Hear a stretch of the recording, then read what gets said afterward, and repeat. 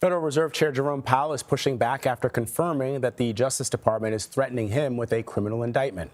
Powell said officials are supposedly looking into his congressional testimony about renovations at the Fed's D.C. headquarters. In a video posted to the Fed's website, he argued this is all about political retaliation.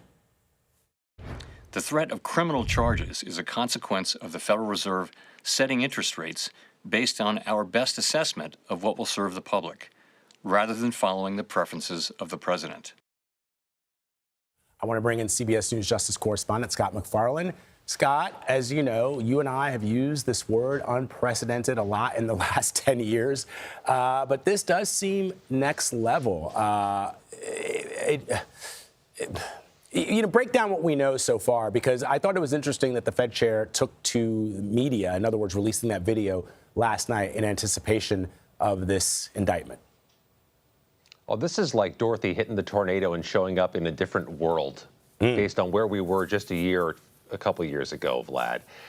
There's a whole new genre that we're trying to acclimate ourselves to, where you find out about criminal investigations before there's a criminal charge filed.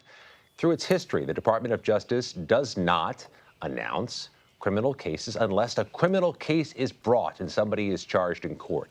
In this case, it's a little different. It's Jerome Powell saying that I'm under criminal investigation, not the Department of Justice doing so. But this is the latest in a pattern where we learned about criminal investigations against James Comey, former FBI director, Letitia James, New York Attorney General, Adam Schiff, California Senator, before any case was brought.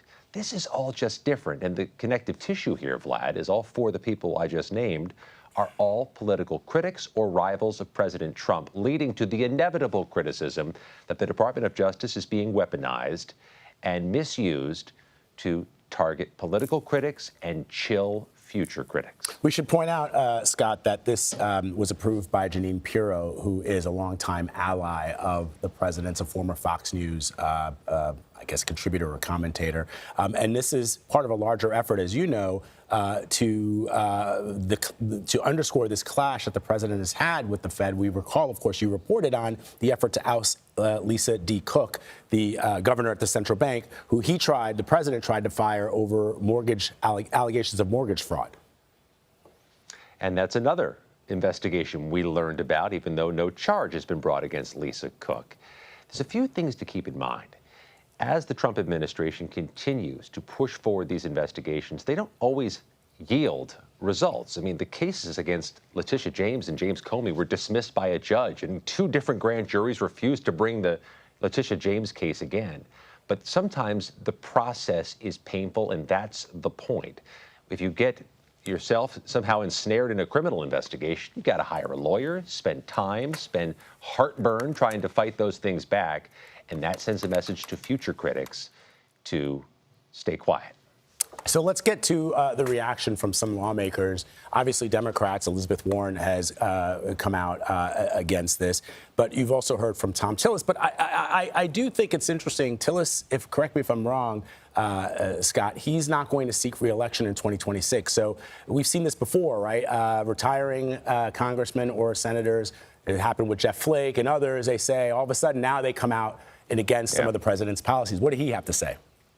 Look at that quote on your screen. It says that if this investigation keeps going, he's not going to push forward any nominees for the Fed. He says this all makes him question the independence of the U.S. Department of Justice itself. Tom Tillis is not just any old senator. Tom Tillis would be a decisive vote on the Senate Banking Committee for the next Federal Reserve Board chairman. If Tom Tillis doesn't support the next nominee, that nominee does not get the approval of the Senate Banking Committee. So, in the process, the president has made life very difficult for himself, getting a successor for Jerome Powell by allowing his Department of Justice to start a criminal investigation of Jerome Powell. All of this, by the way, Vlad, appears based on a June 2025 Senate testimony that Powell gave the Senate Banking Committee. You're probably going to do this anyhow, but if you watch back the Senate Banking Committee hearings from last year, you'll find that that hearing was incredibly brief, and Powell spoke about the renovations to the offices for less than a minute. Hard to see what the foothold there was for any criminal case. Yeah, indeed. All right, we'll see what happens. To be continued. Scott MacFarlane for us, as always, my friend. Thank you.